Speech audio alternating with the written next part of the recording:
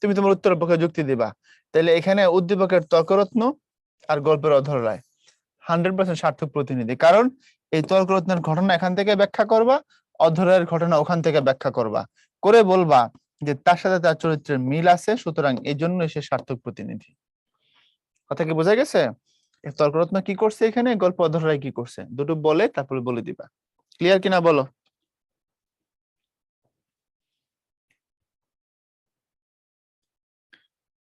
এরপরে মাইকেল মধুসূদন দত্ত।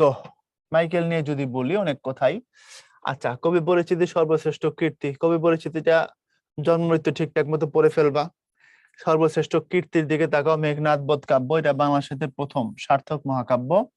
অনন্য কাব্য তিলোত্তমা সম্ভব থেকে শুরু করে বীরাঙ্গনা, প্রজাঙ্গনা, চতুর্দশপদী কবিতা, নাটক কৃষ্ণকুমারী, শর্মিষ্ঠা, পদ্মাবতী। আচ্ছা, পরিচিতির দিকে একটু তাকাও, ভাইয়া একটু পানি খাবো, হ্যাঁ? এটা পরিচিতির দিকে তাকায় থাকো, একটু পড়ো।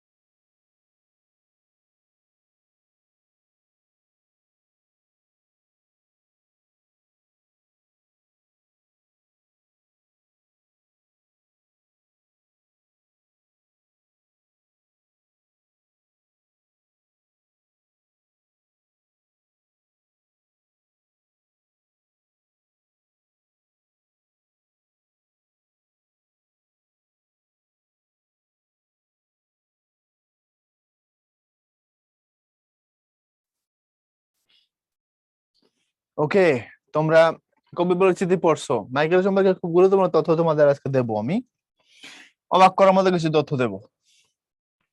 আচ্ছা, নাটক কৃষ্ণকুমারী, শর্মিষ্ঠা, পদ্মাবতী, প্রহসন একে কি বলে সভ্যতা, আর একটা বুড়ো শালিকের ঘাড়েরও। প্রশ্ন হচ্ছে প্রহসন জিনিসটা কি? মনে রেখো, নাটক বেসিক্যালি তিন রকম। নাটক কয় রকম? তিন রকম: ট্র্যাজেডি, কমেডি, প্রহসন। ট্র্যাজেডি মানে হচ্ছে যে নাটকে খালি কষ্ট আর কষ্ট, দুঃখ কষ্ট দিয়ে নাটক শেষ, এটাকে বলে ট্র্যাজেডি। আর কমেডি মানে হচ্ছে যেখানে খালি হাস্যরস, হাসাহাসি হাসাহাসি দিয়ে এটা হচ্ছে তোমার কমেডি। আর যে নাটকে হাস্যরস থাকে প্লাস সামাজিক বার্তা থাকে, এমন নাটককে বলা হয় প্রহসন। তাহলে কথাটা কি বুঝছো? যে নাটকে হাস্যরস থাকে, সামাজিক বার্তাও থাকে, এমন নাটককে বলা হয় প্রহসন। তো মাইকেলের এরকম দুটা প্রহসন আছে, এটা হচ্ছে একে কি বলে সভ্যতা, এটার নাম একে বুড়ো শালিকের ঘাড়েরও। বাংলা সাহিত্যের শ্রেষ্ঠ প্রতিপাদক কবিদের তিনি হচ্ছেন একজন। এরপরে কবিতা খনদ কবিতাটা উনি লিখছিলেন ভার্সাই নগরীতে বসে। এই ভার্সাই হচ্ছে ফ্রান্সে। বসে তিনি তার শৈশবের নদ কপোতাক্ষের স্মৃতিচারণ করছেন। তো তোমাদেরকে এখন আমি বললাম না কিছুক্ষণ আগে যে কিছু দারুণ দারুণ তথ্য দিব, এই তথ্যগুলো একটু শুনতে হবে তোমাদের। দেখো, প্রথমত তোমাদের সাথে জিনিসটা একটু টেস্ট করি। দেখো তো, আমরা সবাই এটা জানি, এমনটাই আমরা জানি যে মাইকেল বাংলা সাহিত্যকে, ভাষাকে, এই দেশকে, দেশের মানুষকে অবজ্ঞা করছিল, বলছিল এটা হচ্ছে চামার কুমার কুলি জেলে, এদের দেশ এদের ভাষা, এখানে আমি থাকবো না, থাকতে পারি না, ভাব সাব নিয়ে চলে গেছিলেন ইংল্যান্ডে আর ফ্রান্সে। সেখান থেকে তিনি বিরাট কষ্টের মুখোমুখি হইয়া লাঠিগোতা খাইয়া তারপরে তার ভুল ভাইয়া উনি আবার ফিরে আসছেন, এসে বলছেন যে আহারে আমি তো ভুল করছি, আরে মাফ করে দাও। তারপরে তিনি বাংলা ভাষায় এবার লেখা শুরু করছেন, করে তিনি ফেমাস হয়ে গেছেন, এমনটাই আমরা জানি। ইয়েস?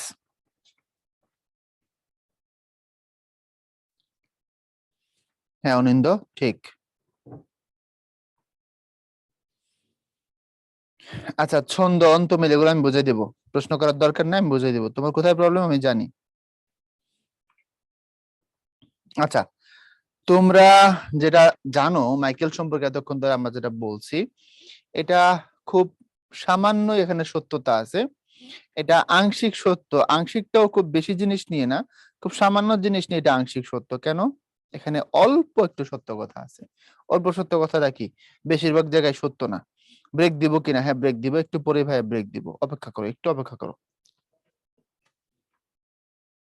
শোনো, কেন বললাম কথাগুলো সত্য না। মাইকেলের জন্ম কত সালে? 1824 সালে।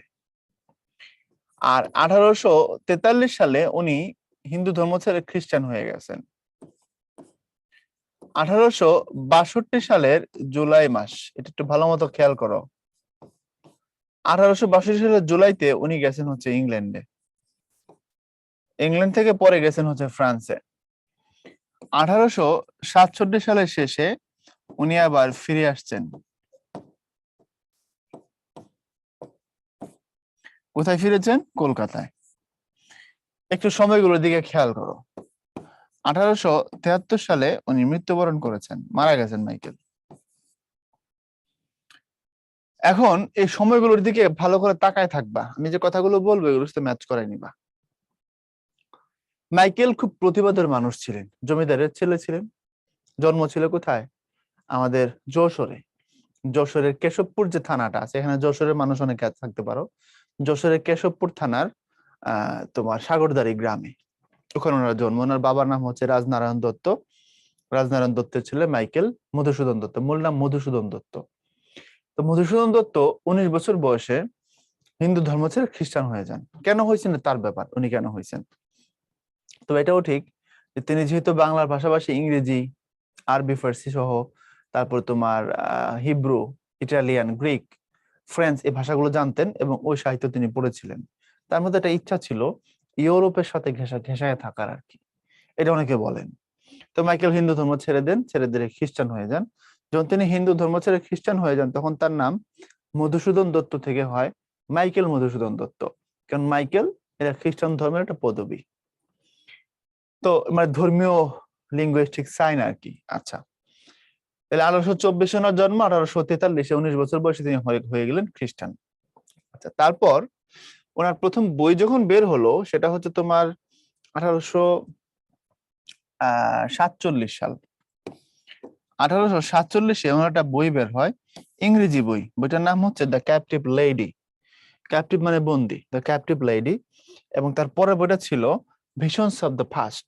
এই দুইটা বই তার বের হয় কলকাতাতে, কিন্তু ভালো মতো বুঝবা। এবং এই বইগুলো খুব বেশি নাম কামাইতে পারে না, খুব বেশি বিখ্যাত হয় না, মানুষ পড়ে নাই। এই দুঃখে মাইকেল 10 বছর কিছু লেখেন নাই। 10 বছর কিছু লেখেননি। কলকাতায় আইন ব্যবসা করতেন তিনি, তখন অ্যাডভোকেট ছিলেন। তাহলে 1847 থেকে উনি 10 বছর লিখেন নাই। তাহলে কত বছর পর্যন্ত লিখেন নাই বলতো? 10 মিনিট পর ব্রেক দিব, 10 মিনিট পর বলো।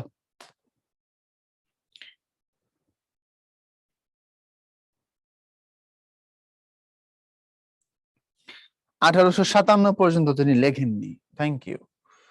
তো যেহেতু তিনি 1857 সাল পর্যন্ত লেখেননি, এরপরে 1858 সালে 10 বছর পরে তিনি একটা বাংলা নাটকের ইংরেজি অনুবাদ করতে চাইলেন।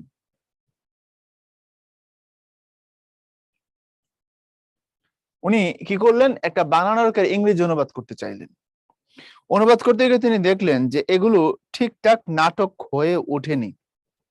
অর্থাৎ একটা প্রপার নাটক যেভাবে লিখতে হয় এটা হয় নাই।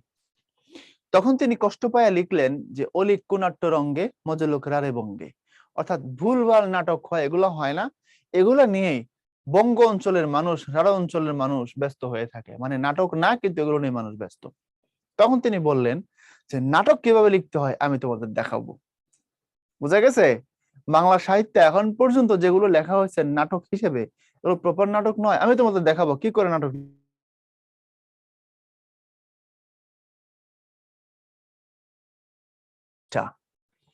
এই যে শর্মিষ্ঠা দিয়ে তিনি শুরু করলেন, তারপরে আস্তে আস্তে আস্তে আস্তে তিনি লেখা শুরু করলেন। এর মানে তিনি আবার কামব্যাক করলেন 1858 সালে, এবং বিপ্লব ঘটাইলেন মূলত তিনি 1858 সাল থেকে 1861 সালের মধ্যে।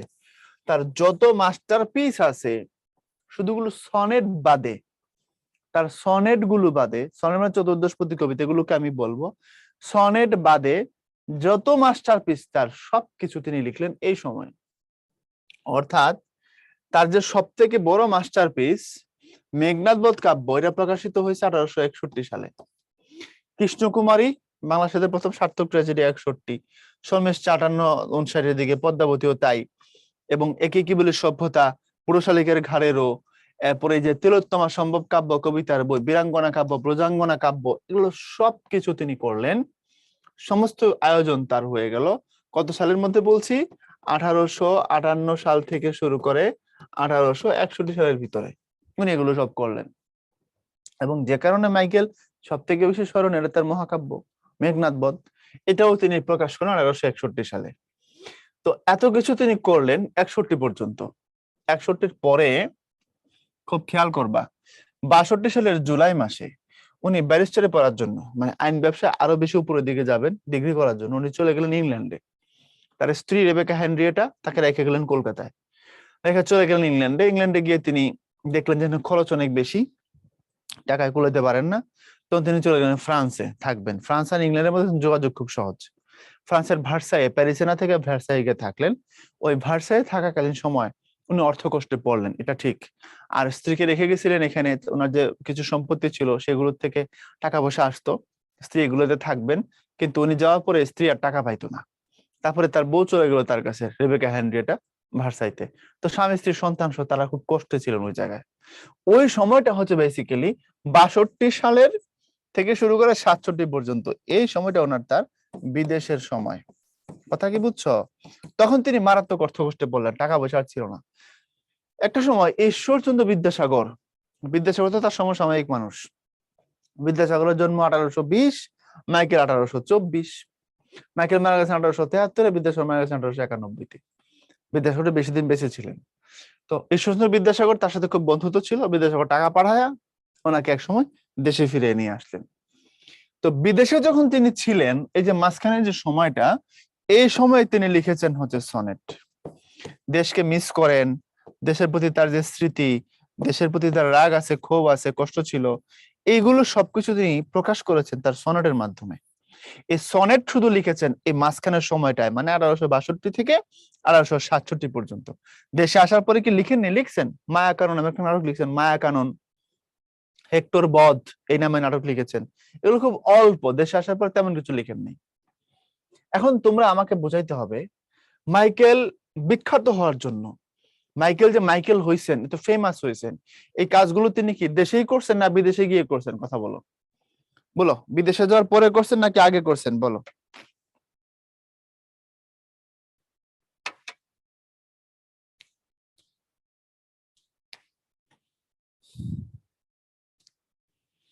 দেশেই করছেন, একদম বিদেশ যাওয়ার পর। এইসব ছেলেপেলে ক্লাসে আছে ঠিক, কিন্তু কথা শুনে না। উনি আগেই করছেন, দেশেই করছেন, বিদেশ যাওয়ার পরে করেননি। কারণ বিদেশ তো গেছেন 42 সালে, সরি 62 সালে। আর 62 সালের আগে 58 থেকে 61 এই সময় তার বিখ্যাত সব লেখা লিখে ফেলছেন। অনেকে বলতেছে বইয়ে আছে উনি খ্রিস্টান হয়েছেন 42 সালে। দেখো, উনি খ্রিস্টান হয়েছেন 19 বছর বয়সে। তো 19 বছর বয়স কত সাল হয়? 1824 থেকে 34, 44 হলে 20 হয়, আর 43 হইলে 19 হয়। তো তোমাদের বইয়ে অনেক সময় অনেক জায়গায় তথ্য ভুল ছিল, যেমন শুক্লা দ্বাদশী এক জায়গায় ভুল ছিল, আরো কিছু টুকটাক ভুল ছিল। তো এক কাজ করো তো, একটু উইকিপিডিয়াতে সার্চ করো একজন মাইকেলের খ্রিস্টান হওয়া নিয়ে, অথবা বাংলাপিডিয়া, মাইকেল মধুসূদন দত্ত দিয়ে সাথে বাংলাপিডিয়া লিখবা, লিখে সার্চ দাও, দিয়ে তথ্যটা আমাকে একটু জানাই দাও। আমরা এটাই পড়ি, এটাই বিসিএস আমি পড়াই, এবং এটা দিয়ে আমি বিসিএস করে আসছি। সুতরাং একটু তথ্য আমাকে জানাও তো।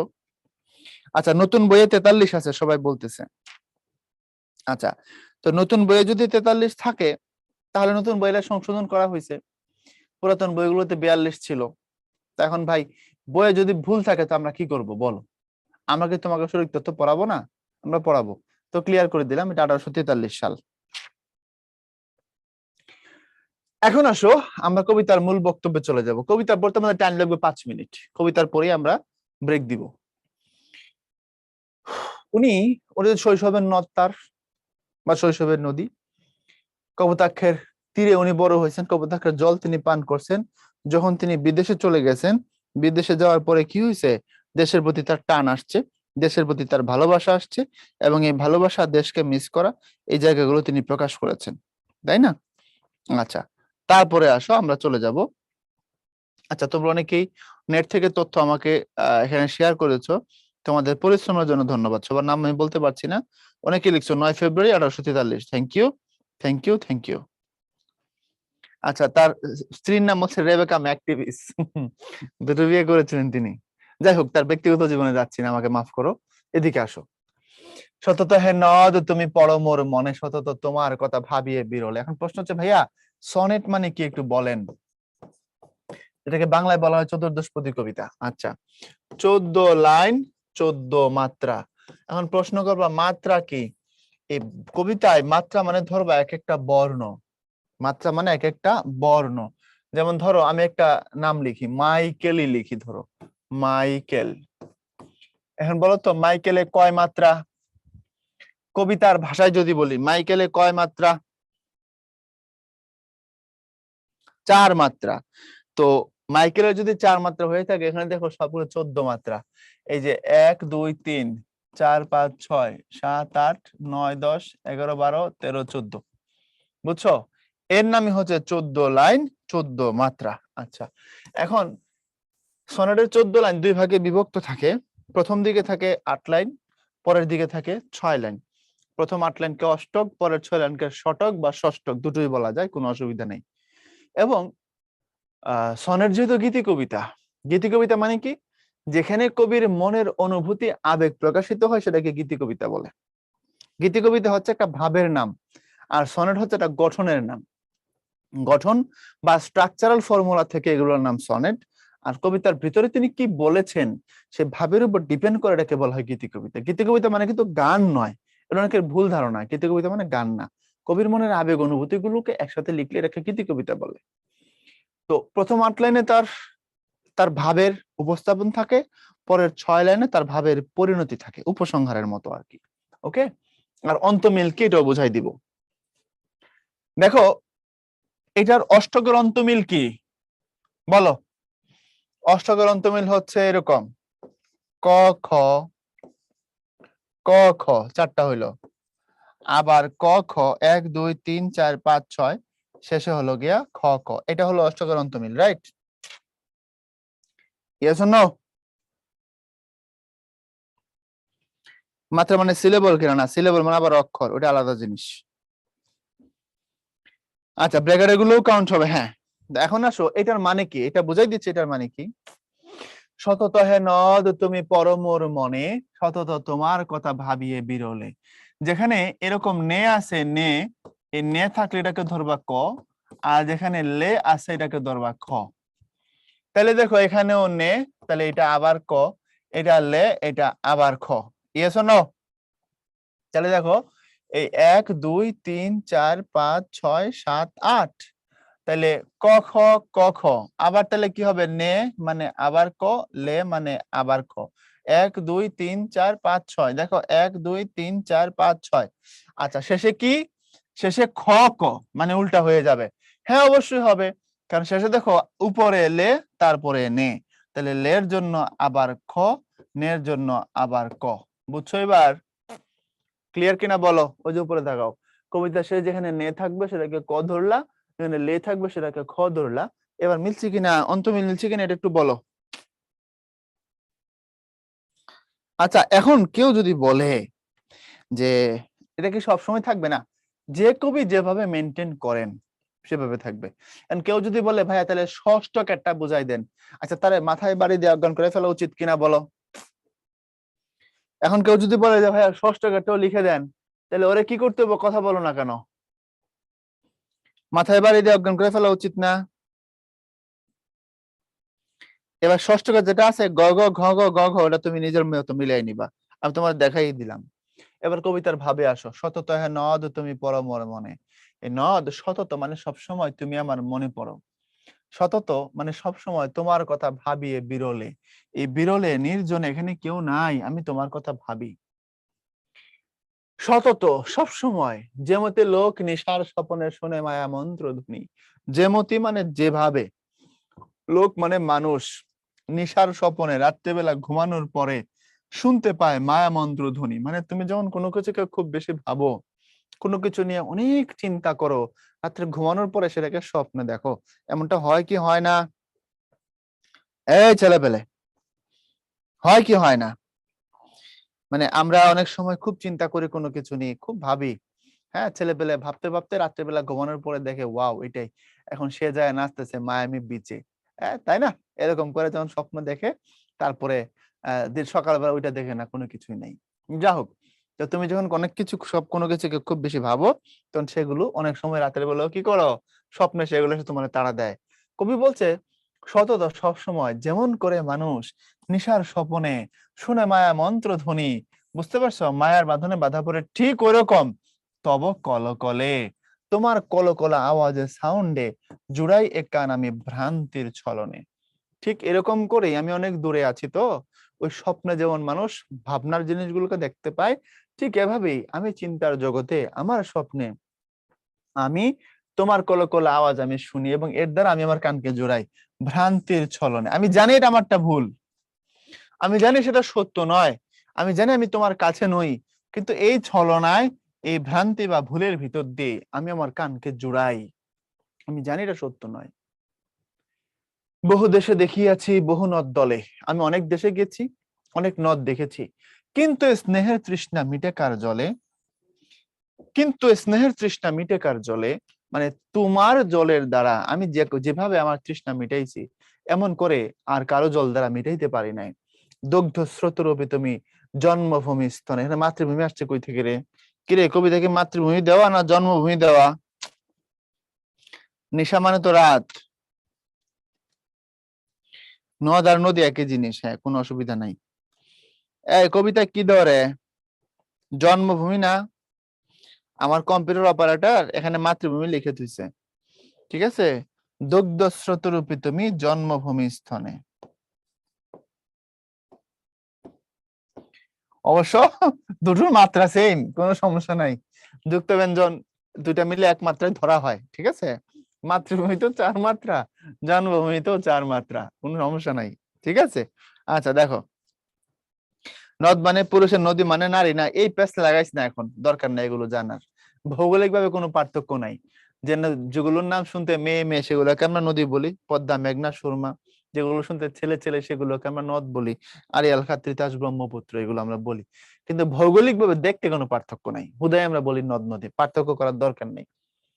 তাহলে বলছে আমি বহু দেশে গিয়েছি, বহু দলে দলে আমি নদ নদী দেখেছি, কিন্তু তোমার জল দ্বারা যেমন করে আমার তৃষ্ণা মিটতো, স্নেহের তৃষ্ণা, তুমি ওকে স্নেহ দিয়ে সেই পানিটাকে পান করাইতে, ওরকম করে কারো জল দ্বারা মিটে না, কারণ তুমি তো জন্মভূমির স্তনে দুধের ধারার মতো। দেখো, দুগ্ধ স্রোতরূপে তুমি জন্মভূমির স্তনে, অর্থাৎ একটা সন্তানের জন্য তার মায়ের বুকের যে দুধের ধারা তার কাছে যেমন, আমার কাছেও তোমার পানির ধারা ওরকম। বুঝা গেছে?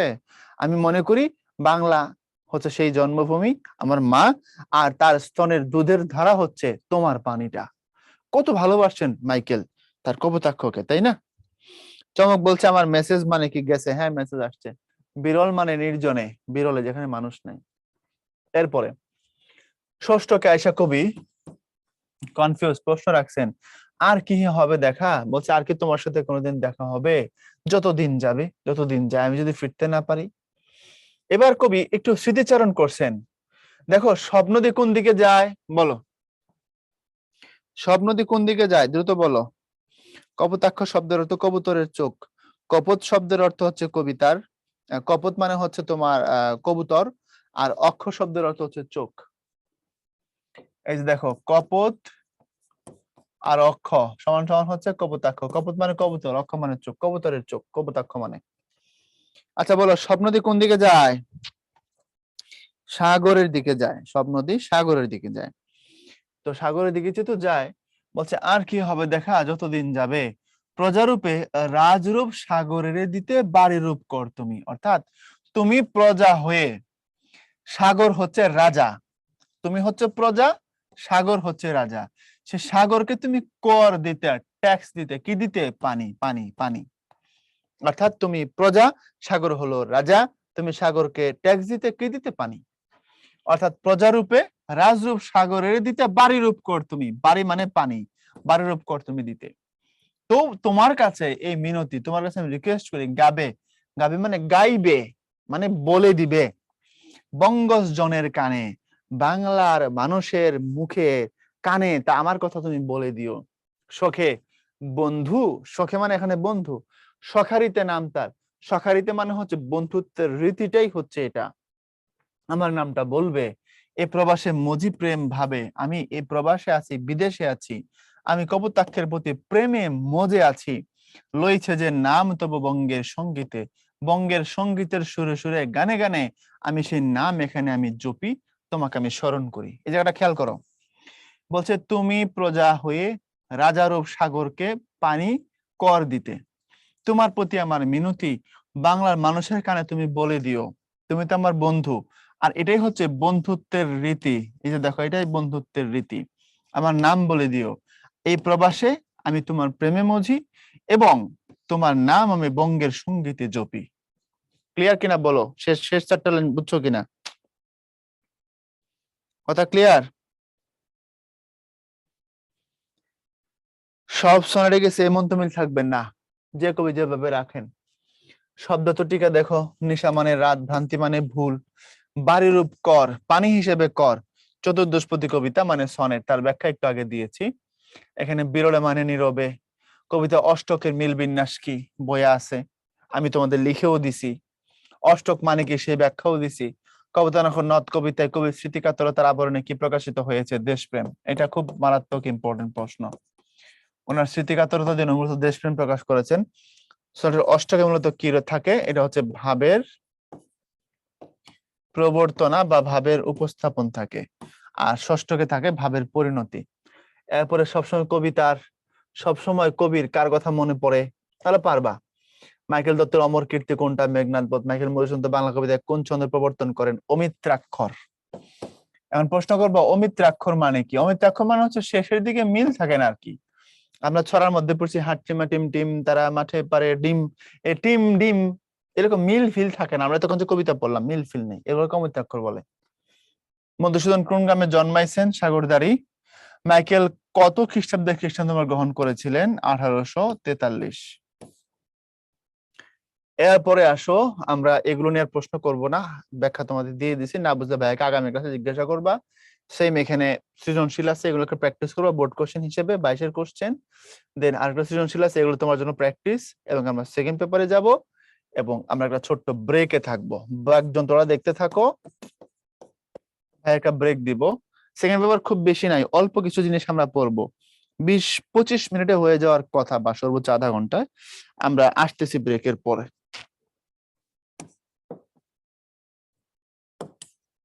7 মিনিটের ব্রেক, এরপর কথা হচ্ছে।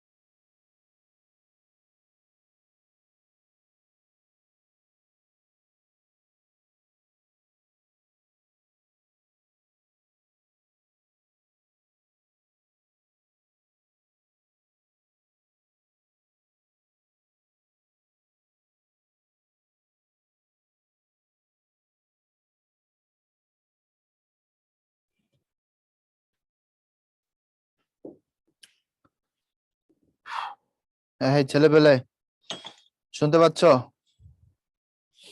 Come back. খিচুড়ি খাইছি কিনা? খিচুড়ি আজকে ক্লাসে আসার আগেই খাইছি, এই জন্য ভাইয়া 5 মিনিট দেরি হয়েছে। দেরি হলে তোমরা হল্লা করো না কোনো সময়।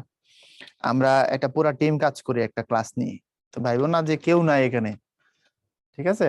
সুতরাং আমরা রেডিই থাকি।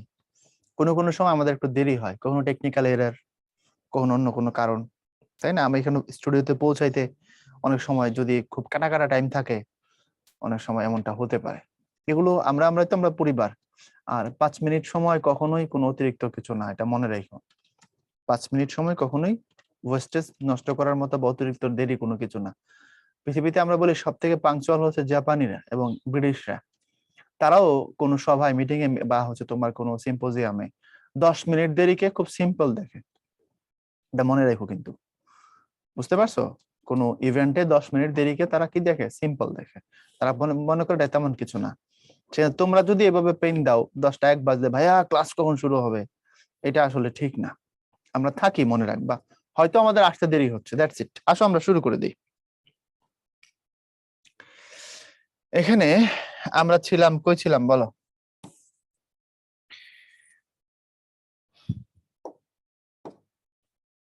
ধ্বনি উচ্চারণ করতে যেসব প্রত্যঙ্গ কাজে লাগে সেগুলোকে একত্রে বাকযন্ত্র বলে। বাকযন্ত্র মানে কথা বলার যন্ত্র। আমরা যখন কথা বলি, উচ্চারণ করার সময় আমাদের ধ্বনি তৈরি করতে আমরা আমাদের বডির কিছু অঙ্গ প্রত্যঙ্গকে ব্যবহার করি। মানে প্রথমে পেটের ভিতরে ফুসফুসে বাতাস জমা করি, এই যে টান দিলাম, বাতাস নিলাম। কথা বলতে বলতে বলতে বলতে যখন বাতাস শেষ হয়ে যায়, আমরা তখন আর কথা বলতে পারি না, তখন আবার বাতাস নিই, ঠিক না? তো এই যে বাতাসটা নিলাম, ফুসফুসে রাখলাম, রাখার পরে এই বাতাসকে বের করার সময় বিভিন্ন মেকানিজমে আমরা এই যে কণ্ঠ, কণ্ঠমূল, কণ্ঠনালী, জিহ্বা, জিহ্বামূল, তালু, তালুর আবার দুইটা অংশ, অগ্রতালু, পশ্চাৎ তালু, মানে সামনের তালু, পিছনের তালু, আল জিহ্বা, এই যে আমাদের জিহ্বা এবং ঠোঁট, এবং সবার শেষে এই যে নাক, এটাও বাকযন্ত্র। যতগুলো আমি বললাম, কেন? কারণ সবগুলোকে দিয়েই আমরা কথা বলি। তাহলে মানুষ কথা বলার জন্য যেসব অঙ্গ প্রত্যঙ্গ ব্যবহার করে সেগুলোকে বাকযন্ত্র বলে। কথা শেষ। এখানে দেখো বাকযন্ত্রের বিভিন্ন অংশ দেখাইছে। যদি তোমাকে প্রশ্ন করে কোনটি বাকযন্ত্রের অংশ বা কোনটি বাকযন্ত্রের অংশ নয়, পারবা কিনা বলো? শরীফ, আজকে কি খাইছি? আমি আজকেও খিচুড়ি খাইছি। আচ্ছা, পোল নিবেন কিনা? পোল নিব, মুখে মুখে পোল নিব, আমি চিন্তা করো না, নিব। সব দিন একই স্টাইলে থাকতে হয় না, মাঝে মধ্যে কি করতে হয়? ভেরিয়েশন আনতে হয়। কিন্তু আমার খিচুড়িতে কোনো ভেরিয়েশন আসবে না, এটা ছিল, আছে, থাকবে। কথা ক্লিয়ার? ওকে, তারপরে আসো। এখন দেখো বাকযন্ত্রের অংশ, ফুসফুস, তারপরে তোমার হচ্ছে কোন কালারটা দিব রে, ফুসফুস, তারপরে শ্বাসনালী, ষড়যন্ত্র, জিভ, তালু, মূর্ধা, দন্ত, দন্তমূল, ওষ্ঠ, নাক বা নাসিকায়। ওষ্ঠ শব্দের অর্থ হচ্ছে ঠোঁট। এখন এই দুই ওষ্ঠের মধ্যে পার্থক্য আছে। দেখো, এই ওষ্ঠ মানে হচ্ছে প্রথমত, এটা মানে হচ্ছে ঠোঁট সম্পর্কিত। এই ওষ্ঠ মানে হচ্ছে ঠোঁট সম্পর্কিত। আর যদি তুমি জফলা না দাও, শুধু ওষ্ঠ লেখো, তাহলে উত্তর হবে শুধু ঠোঁট। এই জন্য আমরা এই যে প, ফ, ব, ভ এবং ম, এগুলোকে বলার সময় কি বলি? ওষ্ঠবর্ণ বলি। মানে এখানে জফলা দিয়ে আমি বুঝাইতে চাই এগুলো ঠোঁট সম্পর্কিত বর্ণ, ঠোঁট বর্ণ না। কথা ক্লিয়ার হয়েছে? এগুলো কি ঠোঁট বর্ণ নাকি ঠোঁট সম্পর্কিত বর্ণ? ঠোঁট সম্পর্কিত বর্ণ, মানে এগুলোর সাথে ঠোঁটের কি আছে? একটা সম্পর্ক আছে। প্রশ্ন হচ্ছে মূর্ধা কি? মূর্ধা মানে হচ্ছে, আমার সাথে সবাই বলো, বলো, বলো টাকা, তারপরে বলো ঠেলা, তারপরে বলো ডাব, তারপরে বলো ঢোল।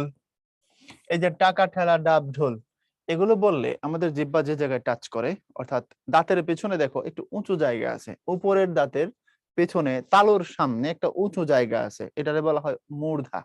যেমন টাকা, ঠেলা, ডাব, ঢোল, এই জায়গাগুলো যেখানে জিহ্বাকে বারবার টাচ করে এটাকে মূর্ধা বলা হয়। ওকে, আচ্ছা। তারপরে বাকি জীব, এ ষড়যন্ত্র মানে কিন্তু আবার কনস্পাইরেসি না। ষড়যন্ত্র মানে হচ্ছে যে গলাটা, যে এটা স্বরের যে যন্ত্র, এটাকে তোমরা বায়োলজির ভাইয়ারা যখন পড়াইতে আসবে তাদের থেকে ভালো করে জানবা। এখানে ভোকাল কর্ড আছে, আমাদের গিটারের তারের মতো তার। তো এই ভোকাল কর্ড ছেলেদের মোটা হয়, এজন্য ছেলেদের মানে আওয়াজটা গলা একটু মোটা, আর ভোকাল কর্ড গুলো মেয়েদের চিকন হয়, তাই এজন্য তাদের স্বরটা একটু চিকন। আর যাদের ভোকাল কর্ড মোটা চিকন মিলানো, তারা এটা হয়ে যায় আর কি, আল্লাহ মাফ করুক, কিছু মানুষ এমন থাকে। তো এই জন্য, বুঝছো কথাটা?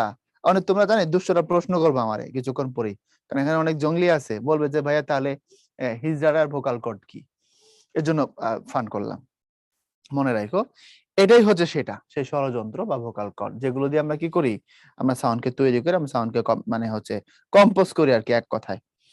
আচ্ছা, ওই দিন বায়োলজি ম্যাডাম পড়াইছে, হ্যাঁ আমাদের কাছে ভাইয়াও আছে, ম্যাডামও আছে, অনেক টিচার। কে পড়াইছে? সঞ্চারী? বায়োলজি কেন ওদের সঞ্চারী? আচ্ছা, ওকে। তারপরে আসো, তো তাদের কাছ থেকে এই জিনিসগুলো সম্পর্কে ভালো ধারণা নিয়ে নিবা। ওকে, তারপরে আসো মুন ম্যাডাম। আচ্ছা আচ্ছা, ঠিক আছে ঠিক আছে, বুঝছি। আমাদের অনেক আপু আছে, অনেক ভাইয়াও আছে বায়োলজি। আচ্ছা, এরপরে বাকিগুলো নিয়ে আর কোনো প্রশ্ন নাই আশা করি। দন্ত, দন্তমূল, দন্ত মানে হচ্ছে দাঁত, দন্তমূল মানে দাঁতের মূল, নাসিকা মানে হচ্ছে নাক। এরপরে দেখো, তাহলে পারবা? এই জায়গাতে কোনো প্রবলেম নাই। ফুসফুস, শ্বাসনালী, ষড়যন্ত্র, জীব, এগুলোর ব্যাখ্যা আমি এতক্ষণ দিয়ে দিছি তোমাকে। ফুসফুস হচ্ছে যেখানে আমরা বাতাসকে জমা করি আর কি, হ্যাঁ।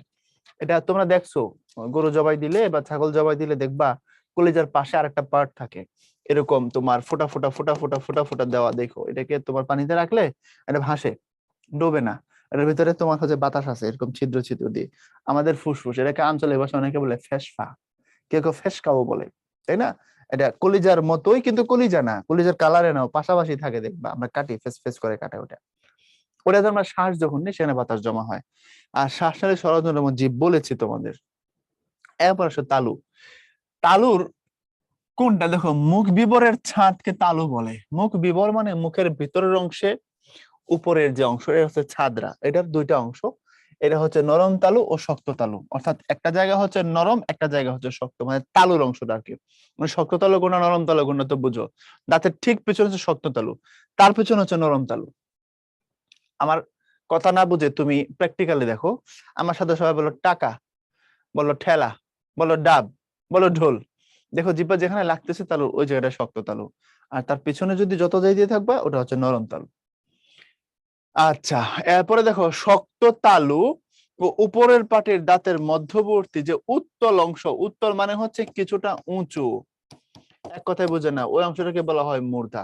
তখন এগুলো বলছি, দন্ত বলেছি, দন্ত মূল বলেছি, ওষ্ঠ মানে হচ্ছে ঠোঁট, বাকপ্রন্দকের সবচেয়ে বাইরের অংশের নাম হচ্ছে ওষ্ঠ বা ঠোঁট। ধ্বনি উচ্চারণ এর গুরুত্বপূর্ণ ভূমিকা পালন করে। আচ্ছা, এবার এটা একটা পোল নিব তোমাদেরকে, রেডি? পোলের জন্য রেডি? না পারলে কিন্তু গুল্লি করবো। বলো, আমাদের বাকপ্রন্দকের সব থেকে গুরুত্বপূর্ণ অংশ কোনটা? আমি এখানে লিখতেছি, 1 2 3 দিয়ে আমাকে উত্তর দিবা।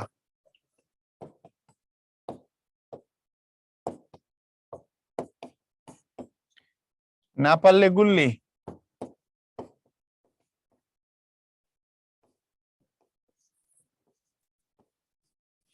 1 2 3 দিয়ে বলো, আমাদের সব থেকে গুরুত্বপূর্ণ অংশ কোনটা? 1 2 3, 1 2 3 4 এর মধ্যে কোনটা? ফুসফুস, জিভ, তালু, কণ্ঠনালী। আচ্ছা আচ্ছা, ওয়াও, এত দলাদলি হলে হবে?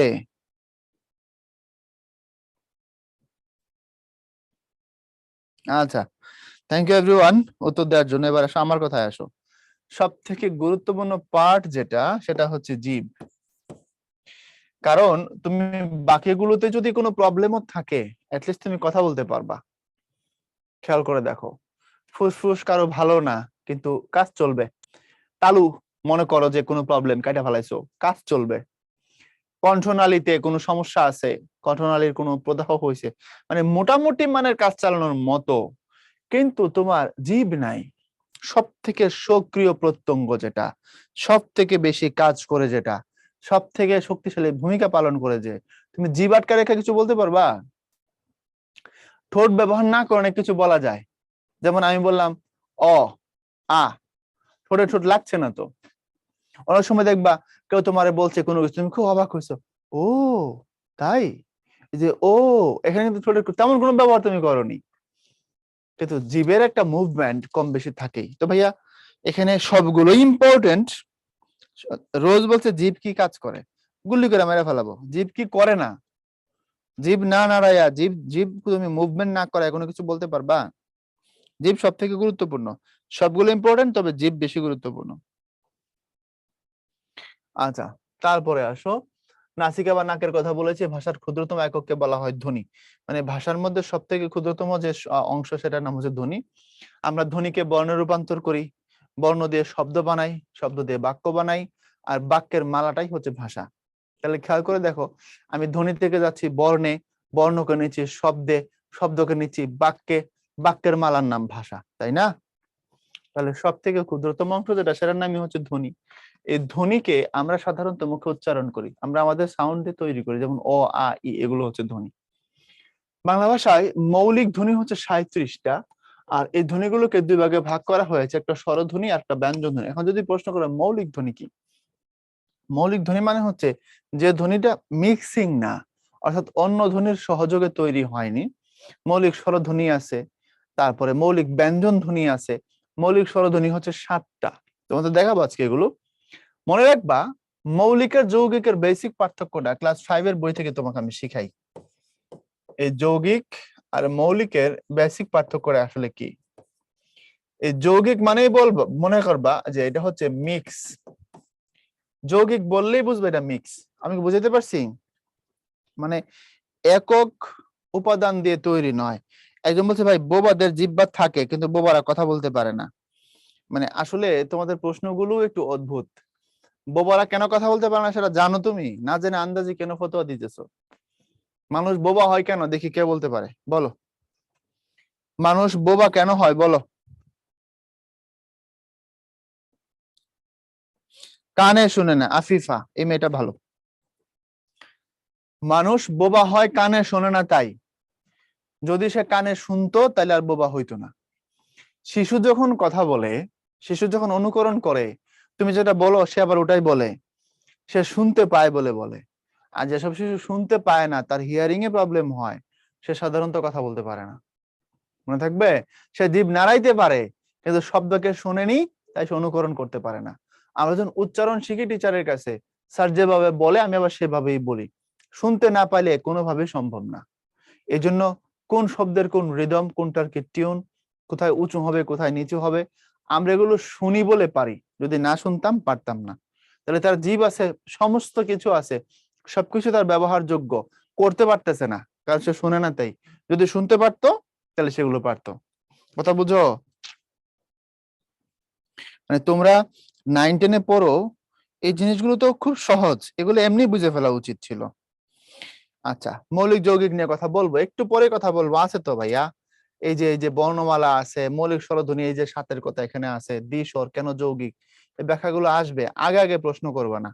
আমি কিন্তু 22 সালে ছোটদের ব্যাচ পড়াই নাই, একটু শোনো কথাগুলো। 21-এ পড়াইছি, 22-এ পড়াই নাই কারণ আমার ধৈর্য থাকতো না। তোমরা কি করো, তোমরা মিসগাইড করো, প্লিজ টিচারকে মিসগাইড করবা না।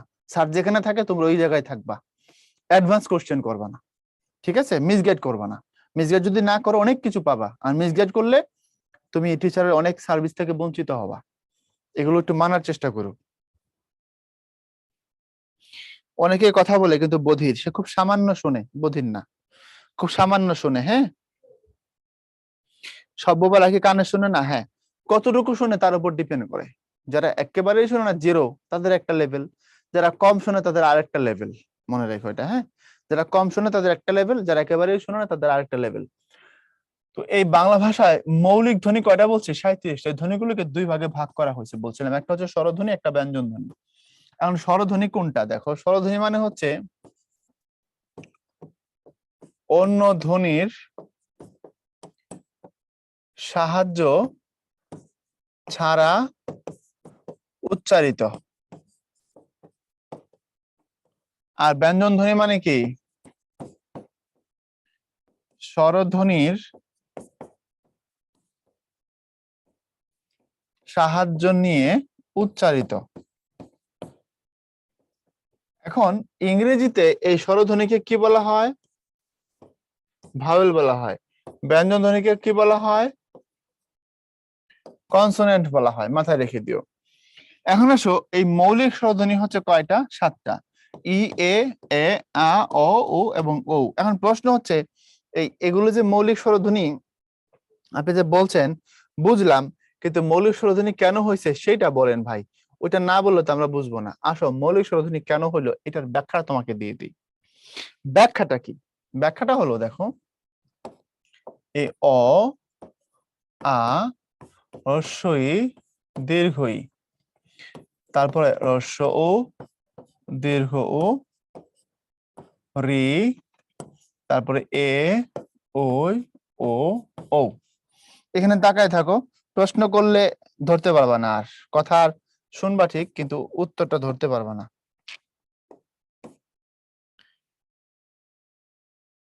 আমি তোমাদেরকে কিছুক্ষণ আগেই বলছিলাম যে যৌগিক মানে হচ্ছে মিক্স। মিক্স মানে হচ্ছে একাধিক জিনিসের যদি উপস্থিতি থাকে তখন সেটাকে মিক্স বলা হয়, ঠিক না? যেমন পানির মধ্যে কি আছে? হাইড্রোজেনও আছে, অক্সিজেনও আছে। H2O, দুই হাইড্রোজেন, এখন অক্সিজেন, মানে হচ্ছে পানি। তাহলে পানিকে আর মৌলিক বলা চলছে না, পানিকে বলতে হবে যৌগিক। কারণ তার মধ্যে আমি হাইড্রোজেনের উপস্থিতিও পাই, তার মধ্যে আমি অক্সিজেনের উপস্থিতিও পাই, যেহেতু দুইটা একসাথে, এই জন্য যৌগিক। তো যৌগিক মানে বুঝবা মিক্স, মানে আলাদা আলাদা ভিন্ন ভিন্ন জিনিস তার মধ্যে ঢুকে গেছে, এই জন্য সে যৌগিক হয়েছে। আর যদি তার মধ্যে কোনো কিছুই না থাকে, একক উপাদান থাকে, একটা উপাদান দিয়ে যদি তৈরি করা হয়, তখন তারে বলা হয় মৌলিক। এখন আসো, এখান থেকে যদি দেখি মৌলিক স্বরধ্বনি যদি দেখি, এখন বলো তো আমাকে, মৌলিক বললে কি মিক্স হবে নাকি মিক্স হবে না? কথা বলো, মৌলিক বললে কি মিক্স হবে নাকি মিক্স হবে না? মিক্স হবে না। তো যেহেতু মিক্স হবে না, তাহলে এখানে সিম্পল ধ্বনিগুলোকে আমরা নিব। তাহলে প্রথমত এটাকে বাদ দিলাম। এখানে তোমার একটা হচ্ছে এ, ওই না, সরি, একটা হচ্ছে তোমার, মুছে দিয়ে ঠিক করে লিখি।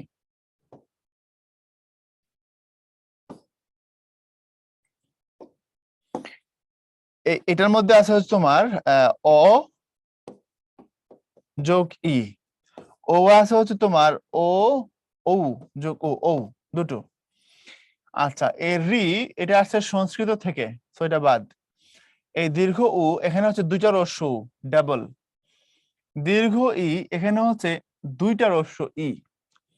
তাহলে দেখো, যেগুলোর মধ্যে ডাবল আছে, যেগুলোর মধ্যে মিক্সিং আছে, সেগুলোকে আমরা বাদ দিয়ে দিছি। বাদ দিয়ে আমরা পাইছি কয়টা? 1 2 3, তারপরে 4 5 6টা। কিন্তু আমি বলছি যে যৌগিক স্বরধ্বনি হচ্ছে 7টা। এখন যৌগিক স্বরধ্বনি বলছি 7টা, মানে পাইতেছি 6টা।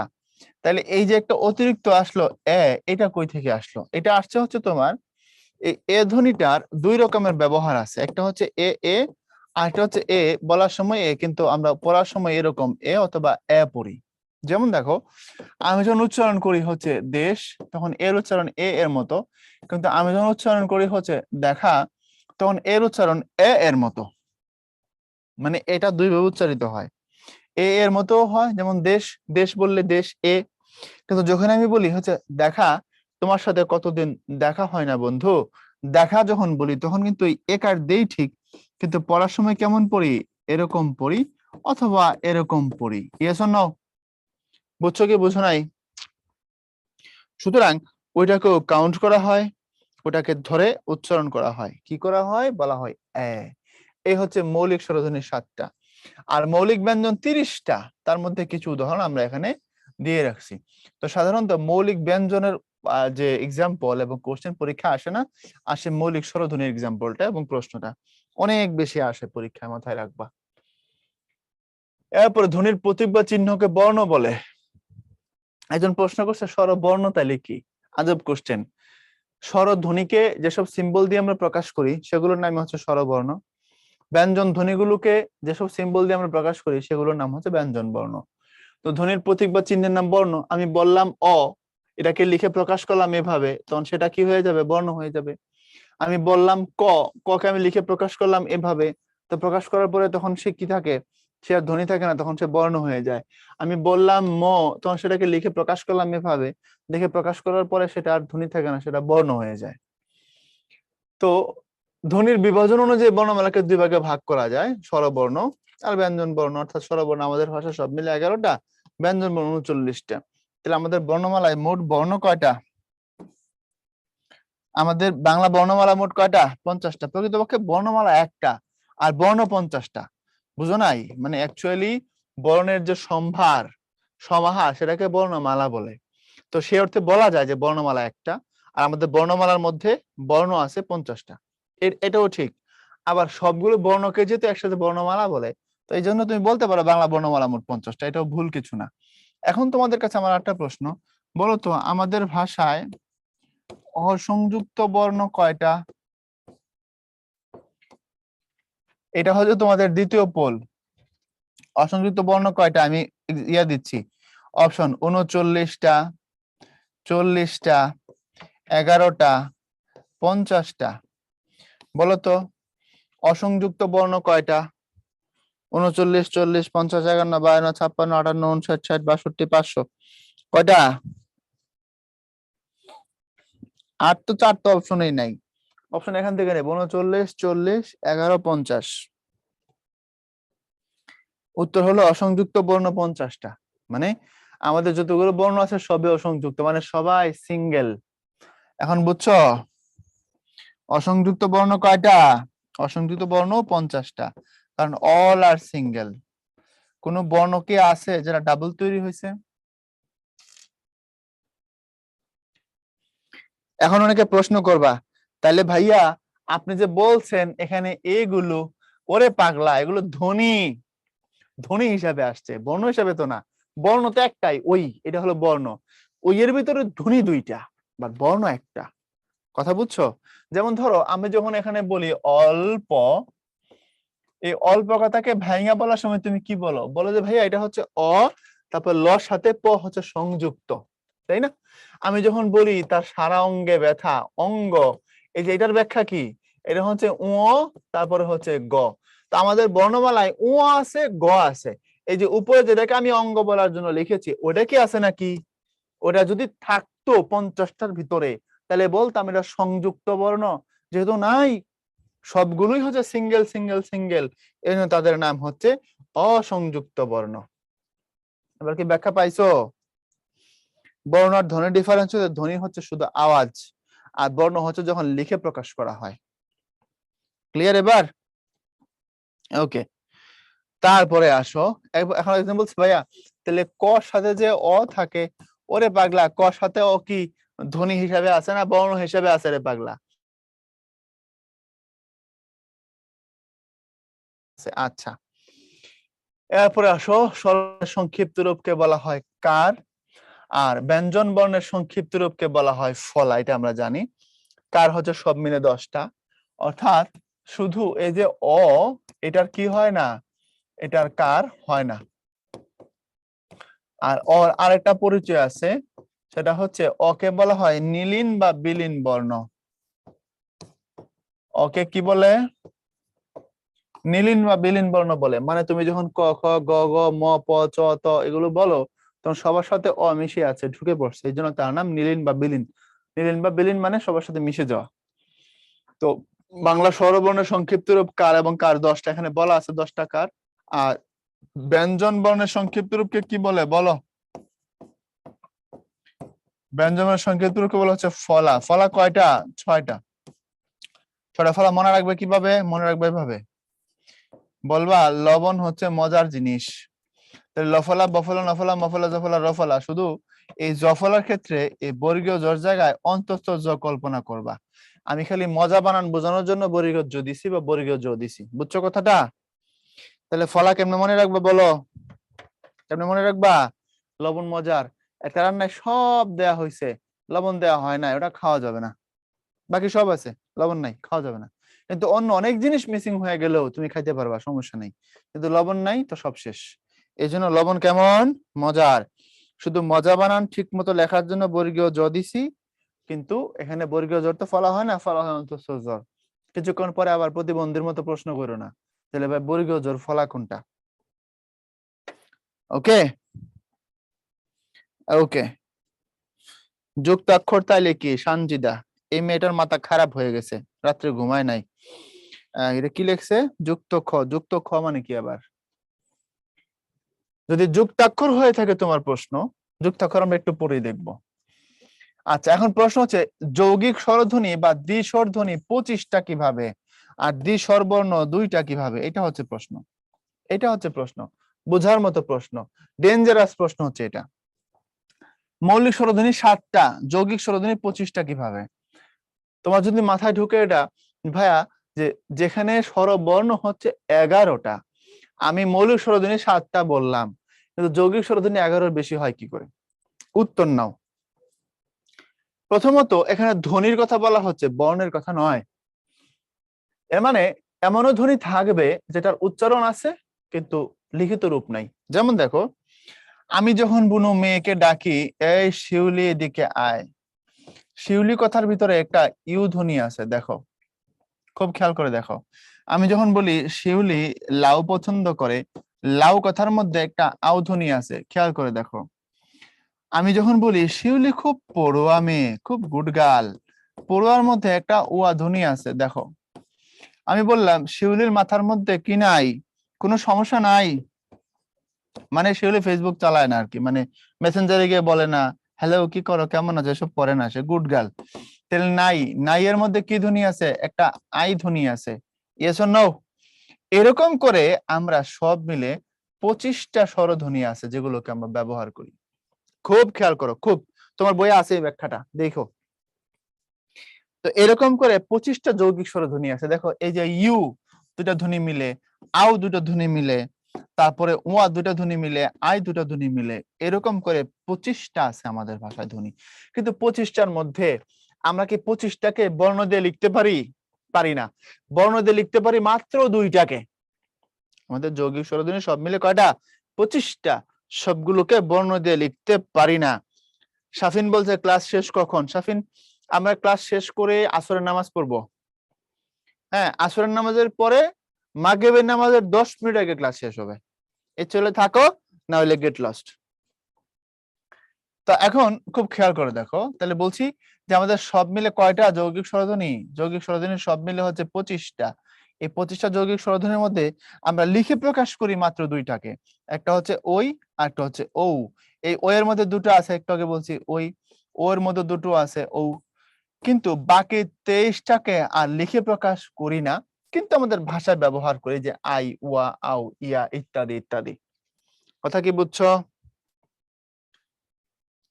কথা ক্লিয়ার? তোমাদের ক্লাস টাইমই তো 12:30। তোমরা জানো যে তোমাদের ক্লাস টাইম 12:30। এরপরে যদি কেউ 12:10 থেকে প্রশ্ন করো, কেন ওদের 150 করে না, 15 করে না? Are you sure? আপনি শিওর না, তাই না? সুতরাং আর ক্লাস একটু এদিক ওদিক টাইম কম বেশি হতে পারে, তো কম বেশি হলে এটা নিয়ে এত কষ্ট কিসের? আমি তো তোমাকে পড়াচ্ছি, আমি কি গানের তালিম দিচ্ছি? তোমাকে পড়াচ্ছি। সো একটু ওয়েট করো, এত অস্থির হওয়ার তো কিছু নাই। তো এখন একটু খেয়াল করো, এর মানে হলো আমরা বলছি যে আমাদের যৌগিক স্বরধ্বনি সব মিলে কয়টা? 25টা। আর তার মধ্যে আমরা লিখে প্রকাশ করি মাত্র 2টোকে, বাকি 23টাকে লিখে প্রকাশ করি না। এই জন্য এই দ্বি স্বরের আরেক নামই হচ্ছে যৌগিক স্বর। মনে রাখবে, যেটা দ্বি স্বর ওটাই হচ্ছে যৌগিক স্বর। তাহলে দ্বি স্বরের বর্ণ দুটো, কিন্তু দ্বি স্বরের ধ্বনি 25টা। আমি আবার বলছি, দ্বি স্বরের বর্ণ দুটো, কিন্তু ধ্বনি 25টা, অর্থাৎ সব মিলে 25টা দ্বিস্বর ধ্বনি। তার মধ্যে দুটোকে আমরা কি করতে পারি? লিখে প্রকাশ করতে পারি। এরপরে এটা আমার মনে হয় আমি না বললেও চলবে, তুমি এমনিই পারবা। ব্যঞ্জন বর্ণের বিকল্প রূপের নাম অনুবর্ণ। অনু শব্দের অর্থ মনে রাখবা ছোট, অর্থাৎ ব্যঞ্জন বর্ণকে আমরা ছোট আকারে প্রকাশ করতে পারি ফলা দিয়ে, রেফ দিয়ে, যুক্ত বর্ণ দিয়ে। ব্যঞ্জন বর্ণকে ফলা দিয়ে ছোট করতে পারি, রেফ দিয়ে ছোট করতে পারি, যুক্ত বর্ণ দিয়ে ছোট করতে পারি। যে ফলার ব্যাখ্যা এখানে আছে, এগুলোর ফলা হয়। আর এই যে রর একটা অনুবর্ণ হচ্ছে রেফ, যেমন আমি যখন বলি বর্ষা, এই বর্ষা, এই যে বর্ষার মধ্যে রেফ ছোট হিসাবে আসে, এটা একটা অনুবর্ণ। আর বর্ণ সংক্ষেপ বা যুক্ত বর্ণ হিসাবে এই যে এগুলো, এগুলো হচ্ছে বর্ণ সংক্ষেপ। তুমি হয়তো এগুলো দেখতে পাচ্ছ না, আমি তোমাকে লিখে লিখে দেখাই। যেমন আমি যখন বলি সম্পর্ক, এই যে দেখো এখানে পটা ছোট মটা ছোট হয়েছে। তারপরে যখন বলি হচ্ছে তোমার পুষ্প, এই যে পুষ্প বলার সময় যে মূর্ধন্য ষ ছোট হয়ে তারপরে প সাথে বসে, এগুলোকে বর্ণ সংক্ষেপ বলা হয়। কথা বুঝছো? আমি যখন বলি অঙ্গ, এই যে অঙ্গ করছি না এটা, এখানে মূলত উ ও গ মিলে গেছে, যুক্ত বর্ণ হয়ে সংক্ষিপ্ত হয়ে গেছে, সো এটা করা যেতে পারে। এবং এই যে খণ্ড, তো এটা ত বর্ণের একটি বর্ণ সংক্ষেপ, যা স্বতন্ত্র বর্ণ হিসেবে স্বীকৃত। মানে যেটা ত বর্ণ, ওটারই সংক্ষিপ্ত রূপ হচ্ছে খণ্ডত। এখন সিস্টেম বলতেছে খণ্ডত স্বতন্ত্র বা আলাদা হইতে পারে না, আলাদা বর্ণ হিসেবে এটাকে কাউন্ট করা যাচ্ছে না, বাট আমরা এটাকে কাউন্ট করি। অ্যাকচুয়ালি ত যেটা সেটাই খণ্ডত, তর কাজ খণ্ডত দিয়ে চালাই। এখন তুমি খণ্ডত জায়গায় ত দিতে পারবা, যখন তুমি উচিত লিখবা যদি ত দিয়ে লেখো নিচে হর্ষন্ত দিলেই হবে, কোনো সমস্যা না, হর্ষন্ত দিলে আর তর অটা আসবে না আর কি। অথবা তুমি কি করবা, এরকম করে লিখবা, নইলে তোর সাথে একটা অ থাকে। যেমন আমি যখন বলি আলোকিত বাংলাদেশ, আলোকিত, তারপর একটা অ চলে আসে, আমি কিন্তু আলোকিত বলি না। কিন্তু উচিত বললে হসন্ত দিবা ত দিলে, তাহলে বানান হয়ে যাবে। তাহলে যেটা তো সেটাই খণ্ডত, খালি খণ্ডতটা সংক্ষিপ্ত আকারে লেখা হয়। তো বর্ণ সংক্ষেপ হিসাবে খণ্ডতকে আলাদা বর্ণ হিসেবে চিন্তা করার সুযোগ ছিল না, তারপরে সেটাকে আলাদা বর্ণ হিসেবে চিন্তা করা হয়, এটাই বলছিলাম আমরা। এরপর আসে একাধিক বর্ণ যুক্ত হয়ে যুক্ত বর্ণ তৈরি হয়, এরা দুই প্রকার, একটা হচ্ছে স্বচ্ছ, একটা অস্বচ্ছ। স্বচ্ছ মানে দেখলেই বোঝা যাবে। যেমন এখানে কি আছে, দুটো দ, এখানে দর সাথে বফলা, এখানে দন্তস্বর সাথে প, সরি ফ, এখানে লর সাথে প, এখানে দন্তন্য সাথে দন্তস্ব, এখানে প সাথে দন্তস্ব। কিছু আছে অস্বচ্ছ। এই অস্বচ্ছ মানে কি, এটার ভিতরে কে আছে দেখলে বোঝা যায় না। এই দেখো এটা ক্ষীয়, ক্ষীয়র ভিতরে আছে ক আর হচ্ছে মূর্ধন্য ষ। এই যে এটা হচ্ছে গজ্ঞ, মূলত এটাকে গজ্ঞ বলে, অর্থাৎ এই গ আর হচ্ছে এই গ তার সাথে আবার জফলা দেওয়া, সহজ কথা, এটার নাম হচ্ছে গজ্ঞ। এটার উচ্চারণ হচ্ছে এরকম, আমি লিখে দেই, এটা বইয়ে নাও পাইতে পারো, গজ্ঞ। আর এটার সাথে আছে ত যোগ হচ্ছে র। আর আচ্ছা, গজ্ঞটাকে ভাঙে লিখে দিই, যে যা আছে সেটা লিখে দিই, তাহলে বুঝবা। উচ্চারণ লিখে দিই তো ভেজাল, তোমরা পরে আবার পেজ গোছ লাগায় কই চলে যাও।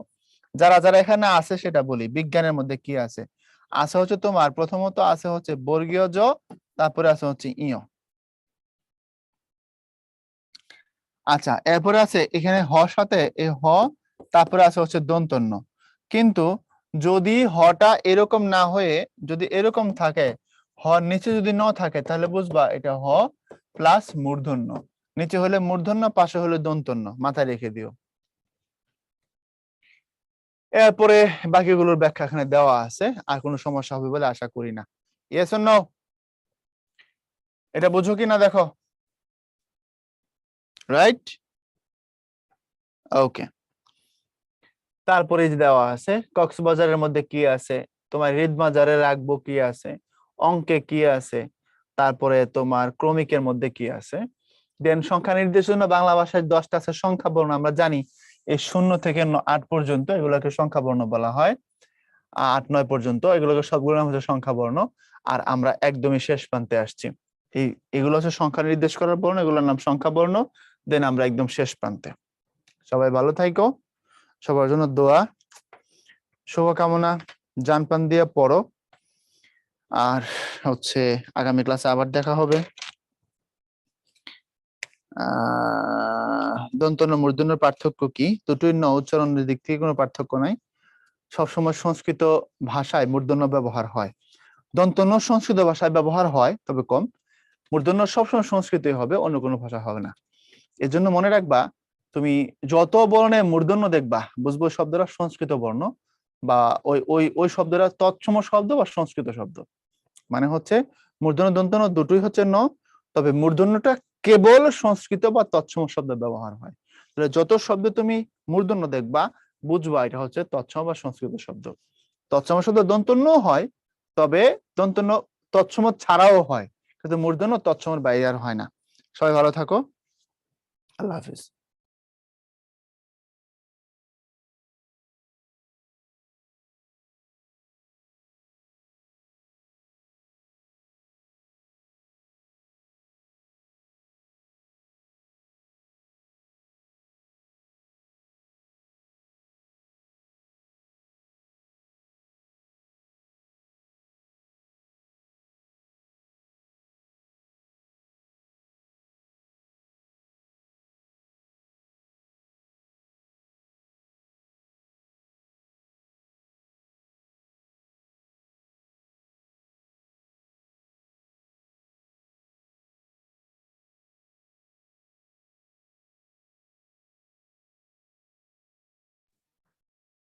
তো ডিয়ার স্টুডেন্ট, আচ্ছা তোমাদের কয়েকজনের আমি কোশ্চেন দেখতে পাচ্ছিলাম যে তোমার এক্সামের বিষয়টা, তোমরা এক্সামের বিষয়ে হয়তো এখনো ক্লিয়ার না।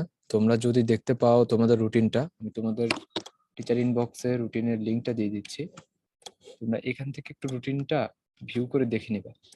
সেটা হলো যে আজকের মানে তোমাদের তো সপ্তাহে 2 দিন ক্লাস, যে তোমার শুক্র এবং শনিবারে। তো শুক্রবারে তোমাদের বাংলা হচ্ছে এবং শনিবারে হচ্ছে তোমার ইংলিশ। তো তোমার আজকের যে ক্লাসটা হবে মানে বাংলা ক্লাস, সেটার যে ডেইলি এক্সাম, সেই এক্সামটা হলো তোমার কালকে। আর কালকে তোমাদের ইংলিশ ক্লাসের এক্সাম মানে লাইভ এক্সাম যেটা থাকবে সেটা ডেইলি এক্সাম, সেটা থাকবে হলো পরবর্তী সপ্তাহের যে বাংলা ক্লাস হবে সেদিন। আর তোমাদের এক্সাম টাইমটা থাকবে তোমার অনলাইনের মাধ্যমে যেহেতু হবে, তো অনলাইনে তোমাদের সকাল 8টা থেকে রাত 10টা পর্যন্ত টাইম থাকবে। এই টাইমের মধ্যে তোমাদেরকে অবশ্যই এক্সাম অ্যাটেন্ড করতে হবে। যদি এক্সামে অ্যাটেন্ড করো সেক্ষেত্রে তোমরা কোশ্চেন আর সলিউশনটা তোমাদের পাস্ট এক্সাম অপশনে পেয়ে যাবা। আর না হলে পরবর্তীতে কোশ্চেনও পাবো না, সলিউশনও পাবো না।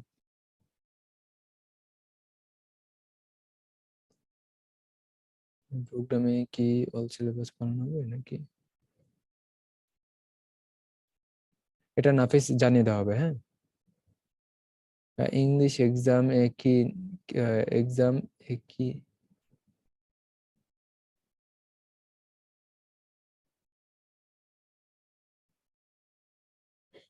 তোমাদের রাত 10টা পর্যন্ত টাইম, সকাল 8টা থেকে। রুটিনটা একটু দেখো। আমাদের প্রতি ইংলিশ বাংলা শুরু। আচ্ছা, ইন্টিজার।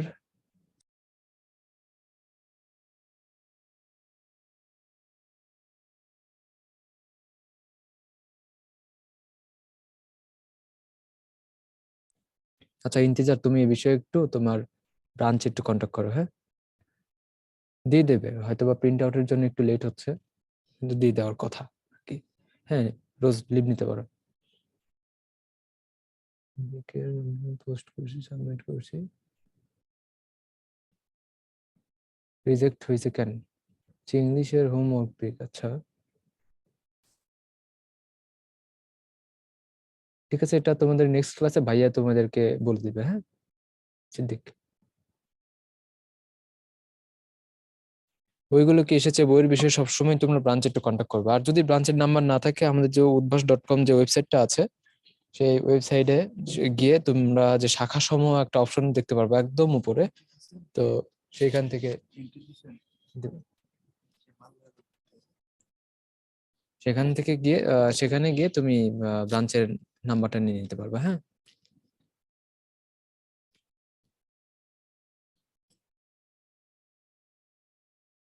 আচ্ছা ঈসা, তোমাকে একটা মানে ভালো একটা সলিউশন দেই। সেটা হলো যে আমার তো এক্ষেত্রে পসিবল না যে আমি কারোটাতে ঢুকে তারপরে এক্সাম অ্যাটেন্ড করবো, হ্যাঁ, কারো আইডিতে। তো তুমি একটা কাজ করতে পারো, ইউটিউবে একটু গিয়ে উদ্ভাস অনলাইন এক্সাম সিস্টেম এটা লিখে যদি সার্চ করো, তাহলে দেখতে পারবো কয়েকটা ভিডিও আছে। একটা আছে হলো 6 মিনিট 40 সেকেন্ডের মতো। তো ওই ভিডিওটা একটু দেখো, এখানে সব সুন্দরভাবে দেওয়া আছে রিটেন এবং এমসিকিউ এক্সামে কিভাবে অ্যাটেন্ড করতে হয়। ঠিক আছে ঈসা?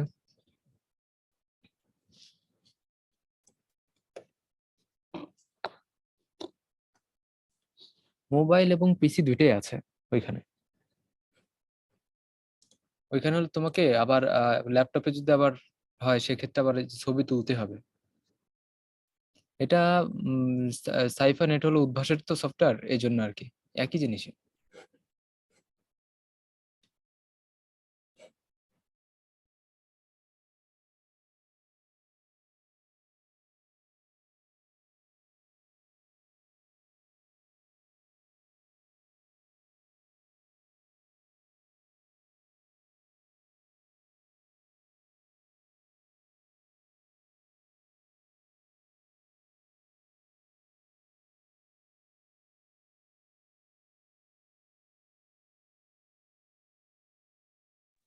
আর সাইফান